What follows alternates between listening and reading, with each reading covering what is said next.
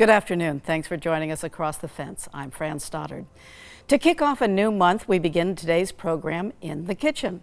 It's always a treat to take something simple and turn it into something elegant. And that's exactly what Marco has done for this recipe segment. Hi, I'm Marco Ayala, and I'm here to share another recipe with all of you.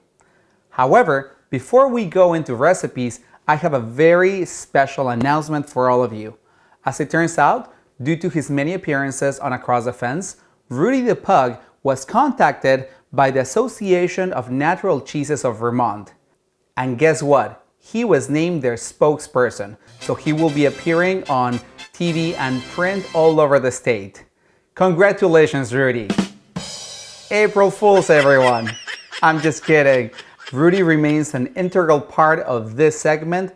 However, he's not ready for his print debut yet. Okay, so now, all joking aside, I have a recipe for all of you guys.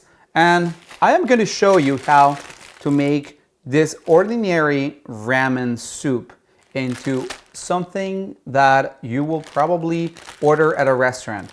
And this is no joke. I know that this is kind of like the staple of dorms everywhere. And maybe, some of you haven't had ramen in years. But let me tell you that you can make this beautiful ramen bowls. And they are the perfect recipe for any night, pretty much. And the best thing is a recipe that is perfect for two. So let me tell you how I put this together. The first step is to decide what vegetables you want in your ramen bowl. I went for carrots and mushrooms, which I sauteed for 3 to 4 minutes until they were slightly cooked but still crispy. Then, in a stock pot, you're going to add sesame oil, garlic, ginger, and green onions. And you're going to cook the garlic and ginger until they're just brown, because you don't want them to overcook, especially because ginger, if it's overcooked, it becomes bitter. So you don't want that in your ramen bowl. Then you're going to add 2 cups chicken broth and the main ingredient, ramen noodles. However, from the packet, you're only going to use the noodles. The little flavoring packet, you're going to throw that away because we're going to add our own ingredients to make this really flavorful and tasty. To your pot, you're going to add 1 teaspoon soy sauce and 1 teaspoon sriracha sauce. You can add more if you like spicy. While the noodles are cooking, you're going to cook your protein. In this case, I decided to go for chicken. However, you can always use beef or pork. It's really up to you. So I cooked my chicken until the juices run clear. And then I sliced it in strips so I could later add it to my bowl. And once the noodles are fully cooked, you're going to divide them into 2 bowls and top it with more green onions and some jalapenos if you like. And the final touch to add a little bit more flavor is going to be sesame seeds, which you can sprinkle at the very end, just before serving. And look at these noodles. Isn't this beautiful? And it's also very nutritious because there's all healthy things in there. I hope you give this recipe a try and let me know how you like it through our Facebook page. And like I said, this is a perfect recipe for 2. However, if you have a bigger family, you can always double the recipe and make 4 or even 6 bowls. Okay, so now even on April's Fools, we need to have dessert, because why will life be without a good dessert, right? So I feel like we are starting to welcome spring. So I wanted to make something citrusy. So that's how I decided to make this lime pound cake. So let me tell you how I put this together. The first step is to zest 2 limes. Then, into a bowl, you're going to add 2 sticks unsalted butter at room temperature, 1 cup sugar, and the lemon zest. And with a hand mixer, you're going to cream all these ingredients together. And this is basically adding air to your ingredients, which is going to result into this really airy, melt in your mouth kind of texture. Once the butter is creamed, you're gonna add 3 large eggs, one at a time. Then you're gonna add 1 3/4 cups all-purpose flour, 1 cup at a time at medium speed, so the batter is nice and soft. You are also going to add 1 teaspoon baking powder and 1/2 teaspoon salt.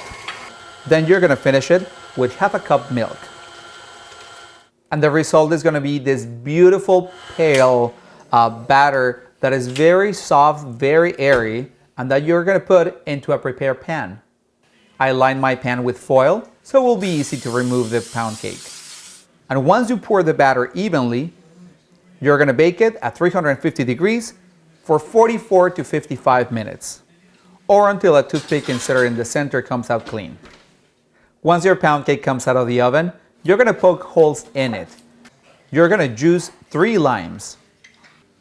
And then you're gonna add 1 cup confectioner's sugar. At this point, the glaze is gonna be a little runny, and that is perfectly fine because you're gonna take about half of it and you're gonna pour it over your pound cake. And this is going to allow the glaze to seep into the bread itself. Then, to the remaining glaze, you're gonna add another 1/2 cup confectioner's sugar, and then you're gonna pour it over your pound cake. And once it cools down, it's gonna form this really nice hard glaze. And like I said, look at this. Oh my gosh. Look at that pound cake. It's so nice and crumbly. Oh my gosh. I wish you could smell it because it smells just like spring. So I hope you also give this recipe a try, along with the rest of your meal, which is going to be your ramen noodles. And remember that you can find these recipes on the Across the Fence website. Also, like us on Facebook, follow us on Twitter, and subscribe to our YouTube channel for the latest update from Across the Fence right in your phone or your computer. And from my kitchen to your kitchen, happy cooking. Thank you, Marco. We look forward to seeing you and Rudy in the kitchen on the first Thursday of every month. It took a while for the sugaring season to get underway, but now sugar makers up and down the state are boiling the sweet stuff. It was around this time last year that we met the McCabe family. Justin and Kate McCabe started the Vermont Evaporator Company to focus on backyard sugaring for families. Here's Kate with more on making maple with family and friends. My family and I moved from the sidewalk in Montpelier out to a 10-acre parcel in 2015. And among the things we discovered here was a really nice sugar stand. And my husband, who is, for lack of a better way to describe it, pretty much a serial hobbyist, decided that the family was going to try to make maple syrup. And we did it in all the slow and dirty and frustrating ways, like on your grill and in your house. And so by the time 2016 rolled around, we decided to start looking into maybe getting some real equipment, but we couldn't afford what was on the market, and we didn't want to build a sugar house. We weren't ready for that. So he invented one, and it's sitting right there. It's called the Sapling Evaporator, and it's a modified 55-gallon drum that's got a really high quality paint job and a custom baffled food grade stainless pan. You're seeing this one right here operating with a warming pan, and we sell other accessories as well. But you know, it was really, let's get the family outside in March, a challenge. Right. Let's do something together. Let's do something, you know, that's tasty, and that involves learning about something we didn't know about before. So you don't see my family right here, right now, but they were here all morning and they'll be here all afternoon because this is an all-day hobby. But it's a great way to get outside at a time of the year where, you know, we all ski. The skiing's not good anymore. We all garden, but the gardening's not quite right. You know, we're not quite ready to break ground.